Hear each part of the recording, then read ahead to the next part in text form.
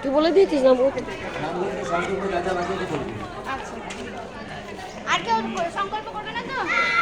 আমার করে দেওয়া হয়েছে।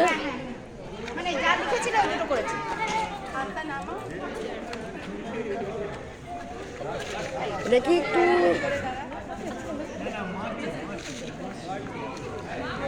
সুবর্ণ একটু এদিকে তাকাও ভিডিও।